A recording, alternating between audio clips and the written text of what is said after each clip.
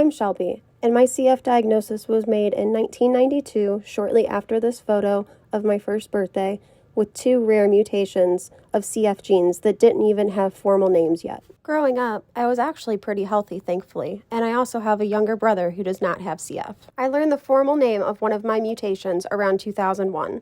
My doc joked I was my own unique CFness, and to embrace the rare. It didn't click just yet how much inspiration this would give. I continued to play sports and just tried to be a normal kid. But as I hit high school, my health started to change. In 2006, I was introduced to another CFer at one of my dad's car club meetings from afar. At clinic, we never saw other people with CF due to infection control, so I was excited, but my life changed that day. David was 5 years older than me, yet tiny, skeletal, had already had a lung transplant and was still struggling. We quickly became friends and texted all the time. He helped me through my hard days, and it helped me get involved with our local CF community. Facebook was new, and our care centers were pushing us to be able to communicate and have somebody that understood what we went through. In 2009, we learned the name of my other mutation. This one, much more rare. Sadly, in 2010, we lost little Dave. A fire was ignited in my soul, and I was determined to start advocating. With the help of family, friends, and Lauren, seen here with her mom and mine, we formed my first team. Hospitalizations started getting more frequent. I advocated and tried to push through, time and time again. But sadly, by 2015, I ended up having to get a G-tube for malnutrition issues and other things that I was going through. It was also around 2015 that I met another local friend named JB. Our social circles overlapped a bit, and I'd heard about him for years.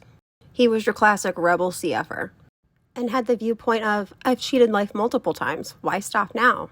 We would talk when the rest of the world was asleep. We'd get our frustrations out, but also cheer each other on. Life marched on, my health got worse. I was dealing with autoimmune issues for years now, with 0 answers and so many frustrations.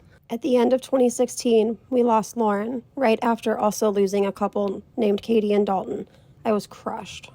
My health was in a scary downward spiral, and I was afraid that I was going to be next. At the end of 2017, I decided to seek another opinion. I traveled to Kansas City, and we overhauled everything. New therapies, we went over all of my meds and changed things up as much as we could. 2018 brought a bit of stability for me, and I even got to be the ambassador for our local CF walk here. It was great to shed a light on the rare genes. Within 2018, though, we also lost JB, and it was a huge punch to the gut, along with a handful of other CFers. It was hard to live with the survivor's guilt, losing so many other friends who had become family. The toll of that took a lot on my mental health and physical health. We tried new things, tried to push through the hard times, but for 6 months, it just didn't work.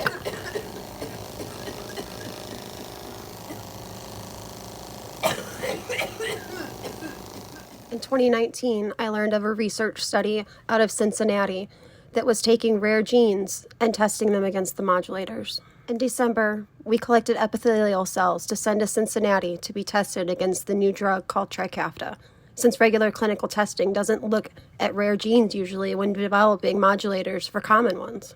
We crossed our fingers and hoped. But then we got the results right as the pandemic hit. My cells only responded at 3.5%. But with the world at the moment, it halted life as we knew it, and it increased my hesitancy to try something new.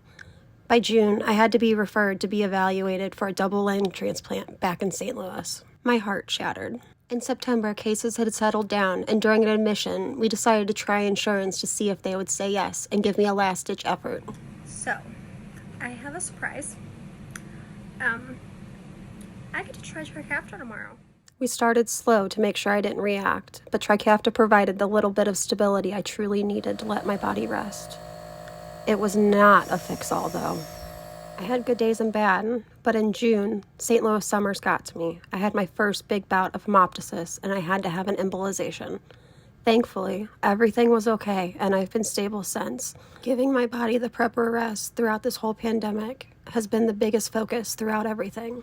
Within that, I've used my voice to advocate and bring even more research focus to the areas of uncharted territory within CF. This is where you guys come in.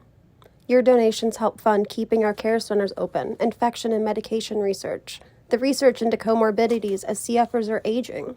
and the study trials like the cell banking program to test rare genes for response, along with the biggest end goal of all, gene therapies and a cure. Please donate if you can and share this to your network.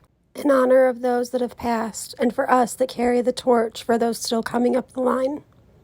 Until it's done, forever.